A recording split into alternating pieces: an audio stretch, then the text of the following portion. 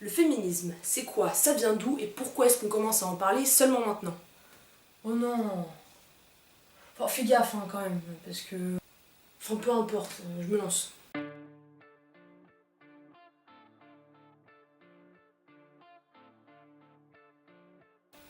Alors le féminisme, d'après Wikipédia, c'est un ensemble de mouvements et d'idées politiques, philosophiques et sociales qui partagent un but commun: définir, établir et atteindre l'égalité politique, économique, culturelle, personnelle, sociale et juridique entre les femmes et les hommes. Cette définition est beaucoup trop longue. Enfin bref, c'est vouloir l'égalité entre les hommes et les femmes, et ce sur n'importe quel sujet. Attends. C'est pas déjà le cas? Je veux dire, on est en France en 2017. Aujourd'hui, il n'y a plus d'inégalité, on a les mêmes droits que les hommes. Bah détrompe-toi, c'est loin d'être le cas dans la pratique. Donc déjà, d'où ça vient? C'est déjà beaucoup plus ancien que ce qu'on croit. Il y a déjà des femmes qui promulguaient ces idées à la Grèce antique. C'est par exemple le cas de Sappho, qui a vécu au 6e siècle avant Jésus-Christ et qui était une poétesse à cette époque. Ah oui, quand même. Mais sinon, l'idée générale est beaucoup plus récente. Elle date du 19e siècle. Le terme féminisme, quant à lui, n'est démocratisé que dans les années 70 dans la culture générale.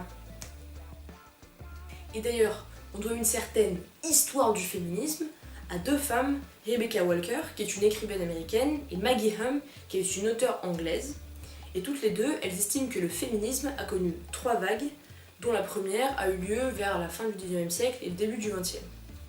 En France, c'est une cause qui est défendue par de nombreuses personnalités et ce à de nombreuses époques, comme par exemple le marquis de Condorcet, qui au XVIIIe siècle fait part dans un journal de sa volonté d'accorder le droit de vote aux femmes, ou encore Olympe de Gouges, qui est considérée comme l'une des pionnières du féminisme français. Ah oui, on est quand même plus de 150 ans avant que le droit de vote nous soit accordé. Et oui, bien sûr.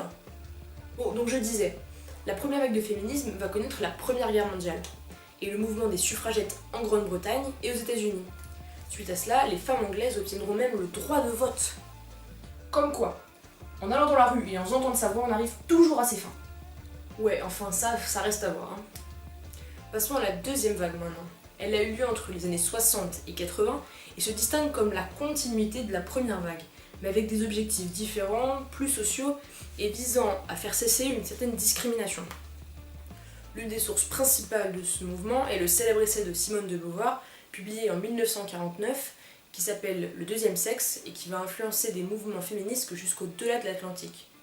On notera à cette époque des avancées majeures comme le droit à l'avortement avec la loi Veil, votée en 1975. Attends, c'est quand même super récent. Ça fait même pas 45 ans. Mais qu'est-ce que je te disais? Évidemment que c'est pas fini. Et aujourd'hui, on assiste à une troisième vague de féminisme, des années 90 à nos jours, qui elle est mise en avant par des femmes auparavant issues de la minorité, qu'elles soient de couleur, lesbiennes, transsexuelles ou handicapées. Il y a aussi un mouvement qui a été lancé en 2014 par UN Women et qui s'appelle He for She et qui vise à promouvoir l'égalité entre les deux sexes dans le monde et en particulier en appelant les hommes là-dedans. Et c'est ça qui est bien. Ça. Par exemple, Emma Watson, au moment du lancement de la campagne He for She, a dit que le mot féministe faisait trop souvent aujourd'hui penser au fait de détester les hommes. Ce qui est complètement faux, c'est pas parce que tu veux le même salaire qu'un homme que tu l'aimes pas, tu veux juste être au même rang que lui. Et c'est ça qui est très logique.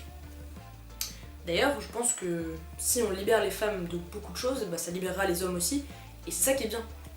C'est pour ça que le féminisme c'est bien. Attends, les hommes féministes, on aura tout vu. C'est pas couper les couilles des hommes. Je reviens là-dessus, mais c'est pas... C'est au-dessus de ça. On va au-delà. Attends, sinon, comment on fait? Ah ouais, pas mal. Tu m'as convaincu. Voilà, j'espère que ça t'a plu. En tout cas, je vais mettre en description beaucoup de liens de vidéos super qui parlent du féminisme de manière géniale. Donc n'hésite pas à aller voir et... Salut!